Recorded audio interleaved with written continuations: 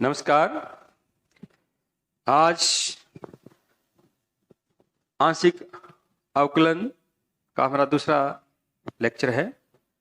First lecture के अंदर हमने आंशिक अवकलन को परिभाषित किया था।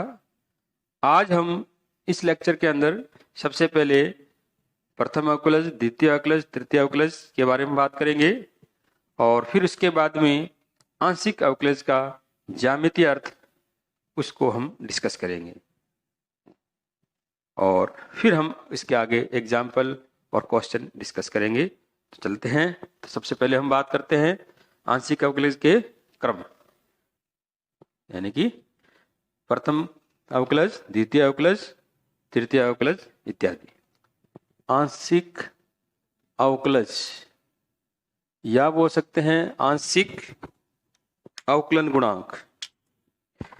तो इसमें क्या था कि यदि z बराबर फंक्शन ऑफ x, y हो तो ये मैंने बताया था आपको कि यहां पे दो स्वतंत्र चर हैं x और y। जब एक से अधिक स्वतंत्र चर हो तब जब हम अवकलज ज्ञात करते हैं उसको हम आंशिक अवकलज कहते हैं। तो अब यहाँ पे दो स्वतंत्र चर है, z का हमें अवकलन करना है तो अब x के सापेक्ष करें या y के सापेक्ष, क्योंकि दो है ना यहाँ पे। तो अब यहाँ पे हम अवकलज की बजाय आंशिक अवकलज बोलेंगे। तो यहाँ पे z का x के सापेक्ष भी आंशिक अवकलज होगा और y के सापेक्ष भी होगा। तो x के सापेक्ष जो आंशिक अवकलज है उसको हम ऐसा लिखेंगे, डेल z बटे डेल x। और इसकी जो डेफिनेशन है, limit of delta x tends to 0 f of x plus delta x minus f x. ये एक चर वाले के लिए लिख दिया मैंने, तो इसको ऐसे लिखेंगे x कमा Y minus f x comma Y, और जो जितना परिवर्तन हुआ है चर में वो नीचे आएगा। ये x के सापेक्ष z का आंशिक अवकलज है। ध्यान रखो x में चेंज है तो अवकलज भी x के सापेक्ष ही आएगा, ये ध्यान रखना। ये y में नो चेंज तो y नहीं आएगा, यहाँ पे y एज ए कांस्टेंट रहेगा, ध्यान रखना। तो ये इसका सिंबल ये भी है, zx भी है, fx भी है और डेल f बटे डेल x भी लिख सकते हैं इसको, ठीक है। इसी प्रकार डेल z बटे डेल y, तो अब यहाँ पे y के रिस्पेक्ट मतलब y में चेंज होगा।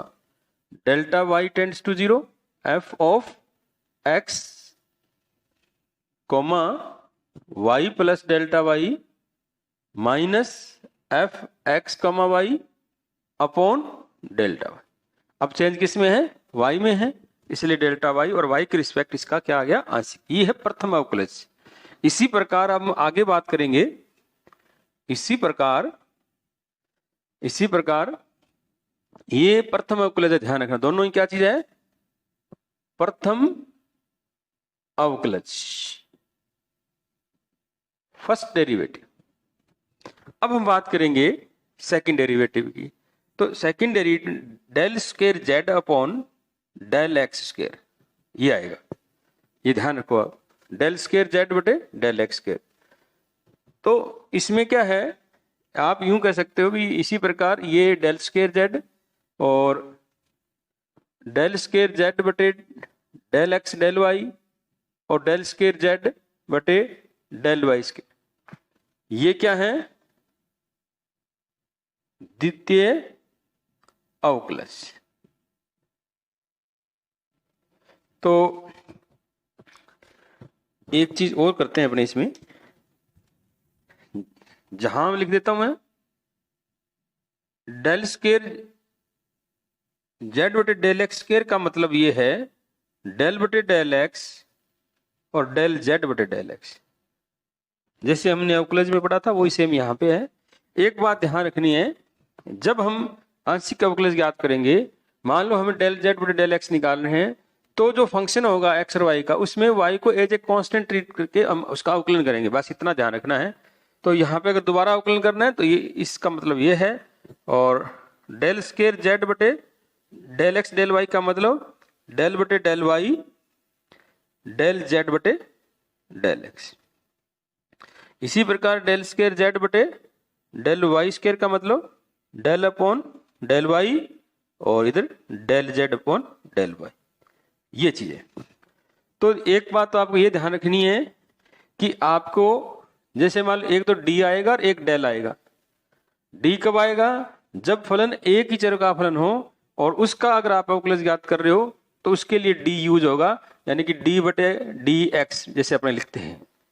अगर एक से अधिक चर वाला फलन है तो उसका अवकलज ज्ञात करते वक्त हम डेल बटे डेल एक्स या डेल बटे डेल वाई जितने भी स्वतंत्र चर है उसके हिसाब से ये चीज आएगी। तो यहाँ पे डेल का मतलब आंशिक है और डी का मतलब पूर्ण अवकलज से। इसी प्रकार ये जो है सारे क्या हैं? द्वितीय अवकलज, सेकंड डेरिवेटिव हैं। इसी प्रकार अगर थर्ड डेरिवेटिव की बात कर सकते हैं नेक्स्ट आगे, ठीक है। तो ये थोड़ा ब्रीफ था ये। अब हम बात करते हैं आंशिक अवकलज का ज्यामितीय अर्थ। आंशिक अवकलज का ज्यामितीय अर्थ, geometrical meaning of partial differentiation, इसकी हम बात करते हैं। इसको समझने के लिए पहले हम अपना जो पहले का जो नॉलेज है किसके लिए, अवकलज का ज्यामितीय अर्थ, उस पर हम बात करते हैं। यह हम फर्स्ट लेक्चर में बात कर चुके हैं कि यदि y equal to f x हो, अगर y equal to f x है मान लो, यानी कि y अगर एक चर वाला फलन है, तब dy dx क्या था? ये देखो, ध्यान से देखना इस बात को। dy dx क्या चीज है? वक्र। ये मैं थोड़ा सा डायग्राम बना देता हूं। मान लो ये है, तो ढंग से बना देते हैं। ये है मान लो पॉइंट P, ये स्पर्श रेखा। और अगर मान लो ये कोण थीटा है तो हम बात करेंगे अभी। देखो, तो अब आपको यहां पहले ये अच्छी तरह समझना है कि अगर एक चर वाला फलन है तो उसके अवकलज का ज्यामितीय अर्थ क्या है। तो y इक्वल टू अगर एफ एक्स है तो यानी कि y एक चर वाला फलन हो गया, और इसका वक्र मान लो ये है, ग्राफ जो इसका ये है। तो इसके लिए जो dy dx at point P क्या है? P क्या चीज है? इस वक्र पर कोई एक पॉइंट P है। P क्या चीज है? इस वक्र पे कोई एक पॉइंट P है, ये ठीक है। तो इस पॉइंट के ऊपर, इस पॉइंट पर dy dx का जो मान है वो क्या हमें बताता है? वक्र y equal to f x, यानी वक्र का मतलब, मैं थोड़ा ब्रैकेट में लिख देता हूं क्योंकि यहां पे हम इक्वल टू लगाया है हमें, तो वक्र मैं यहां ऐसे लिख देता हूं, वक्र यानी y equal to f x पर स्थित बिंदु P पर खींची स्पर्श रेखा। अब यहां पे दो बातें हैं। स्पर्श रेखा की मैंने यहां आपको बताया था ढाल, यानी ये बताया ढाल या स्लोप, ये बताया था। तो dy dx at point P क्या चीज है? वक्र पर स्थित बिंदु P पर खींची स्पर्श रेखा की ढाल, स्लोप। ये आपको भी पता है, आप ये +2 में करके आए हो। तो थोड़ा सा यहाँ ध्यान दे लो, ढाल का मतलब क्या होता है? ढाल क्या होता है? किसी भी रेखा की ढाल क्या होती है? मान लो ये ऐसे है, ये x अक्ष है, ये y अक्ष है।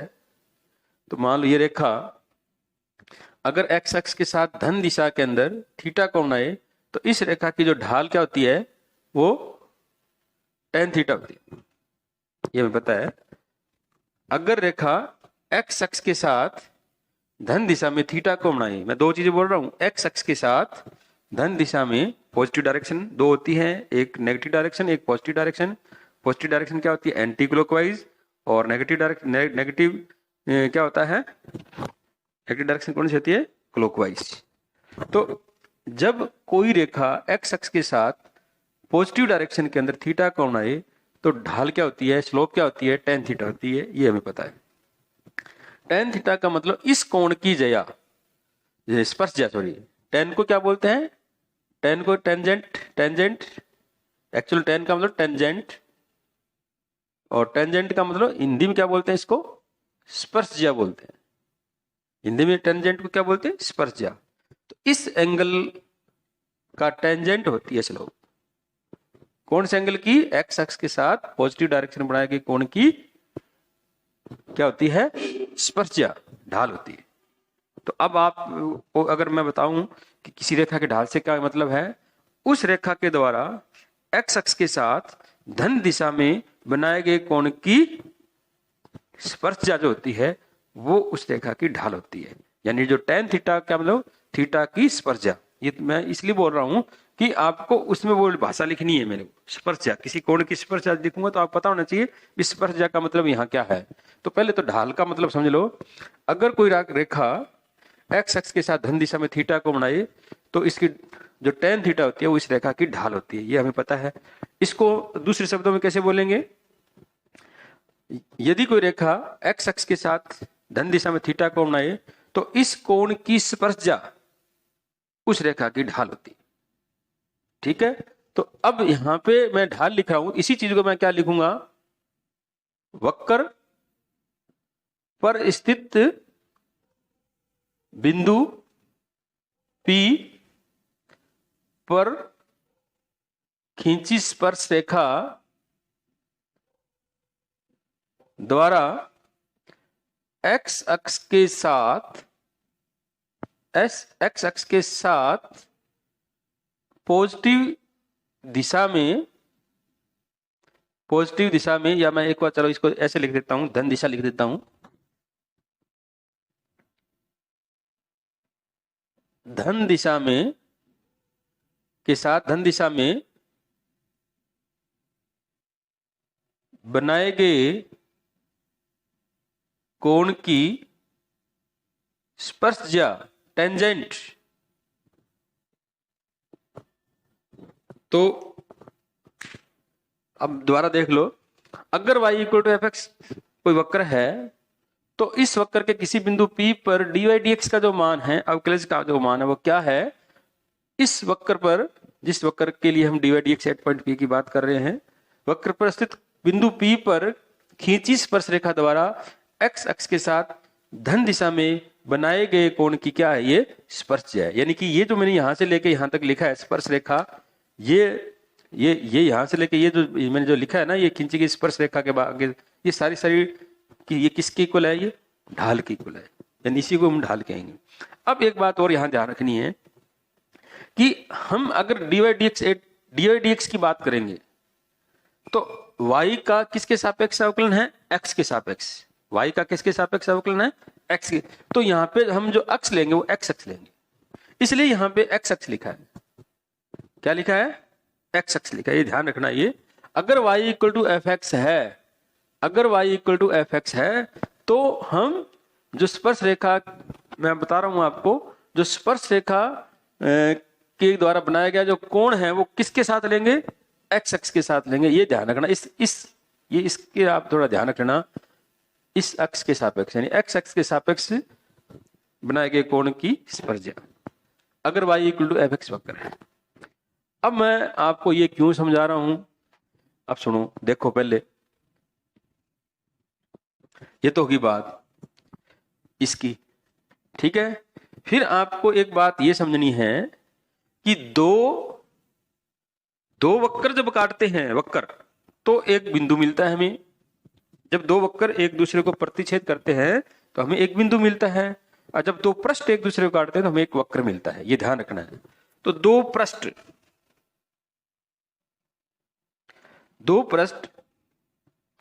या दो पृष्ठों का प्रतिच्छेदन एक वक्र होता है। दो पृष्ठों का प्रतिच्छेदन है, ये क्या होता है? वक्र होता है। ये बात आपको ध्यान रखनी है। अब मान लो मैं आपको समझा रहा हूं, बात को अच्छी तरह समझ लेना कि ये एक z equal to f x comma y एक पृष्ठ है। ये किसका समीकरण है?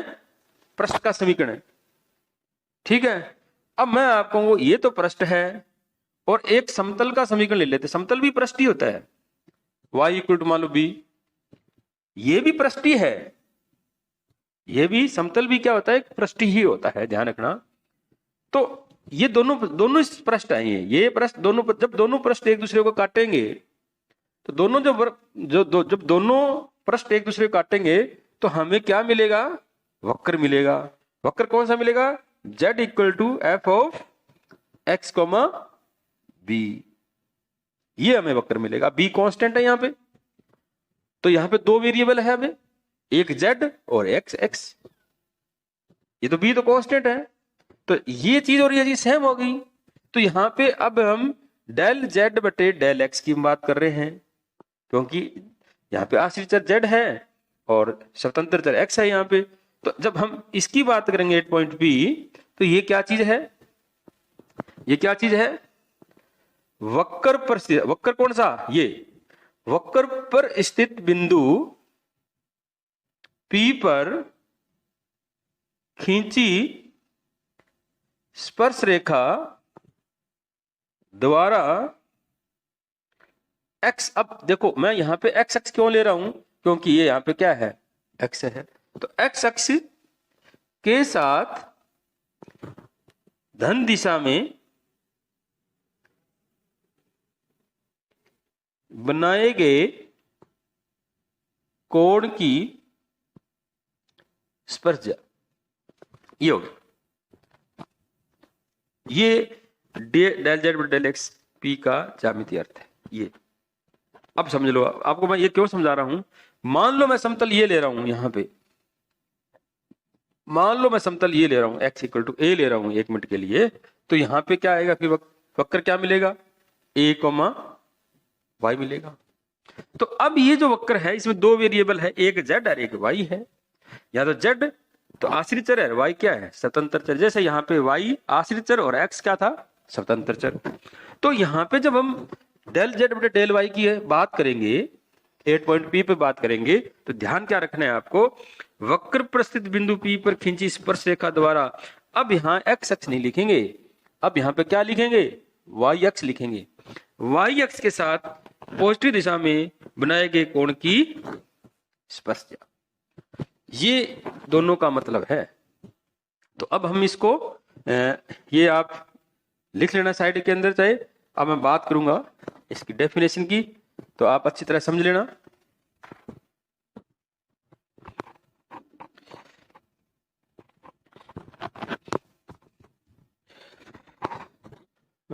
माना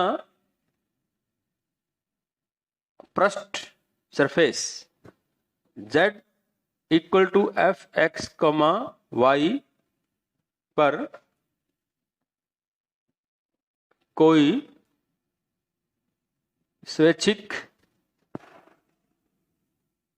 बिंदु P a comma b f of a comma b है, तब हाँ भाई, तब इसको मैं 1 नंबर लिख दूं, तब पृष्ठ 1 व समतल x इक्वल टू a का प्रतिच्छेदन एक वक्र z equal to f a comma y होगा।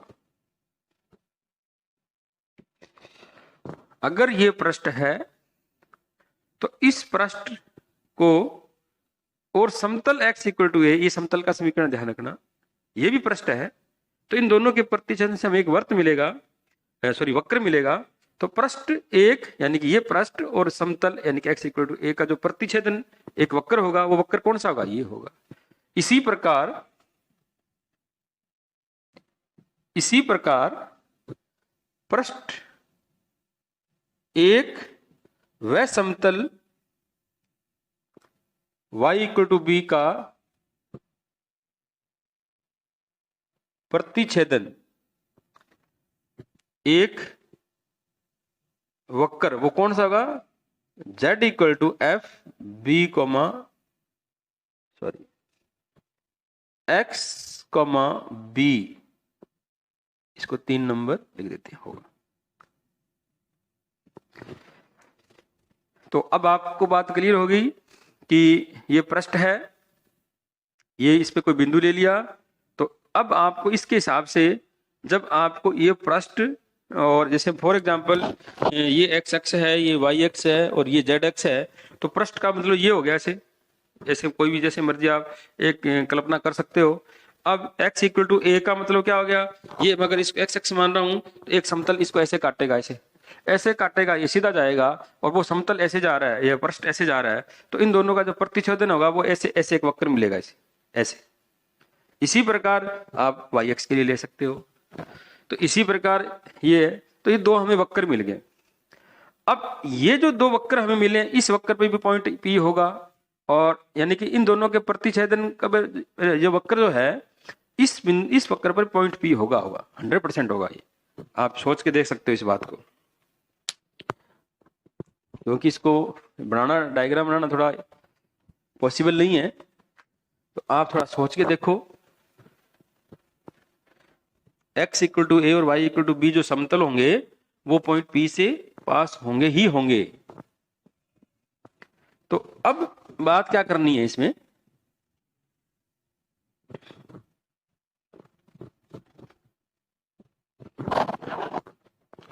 चलो तो अब इसमें अब हम बात करते हैं डेल जेड बटे डेल एक्स 8 पॉइंट P। तो ये आप वक्र जो 2 नंबर वक्र, 3 नंबर जो वक्र था ना, 3 नंबर समीकरण, उसको देखो आप।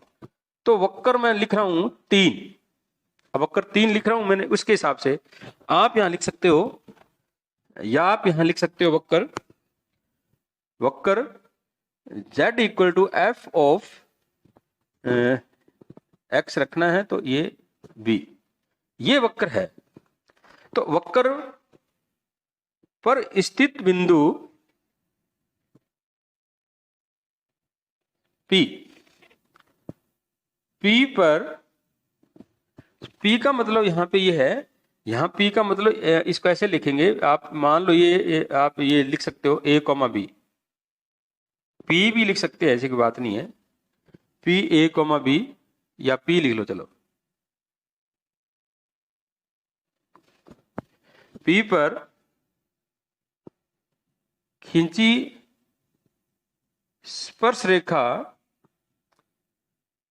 द्वारा x अक्ष के साथ धन दिशा में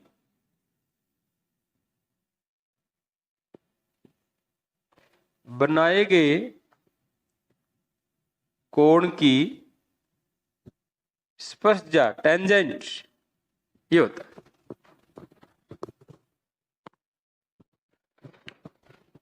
ये थोड़ा इक्वल टू छोटा लिख देना, ये थोड़ा बड़ा कर देना ताकि इसमें डिफरेंस हो। ये वक्र का समीकरण है,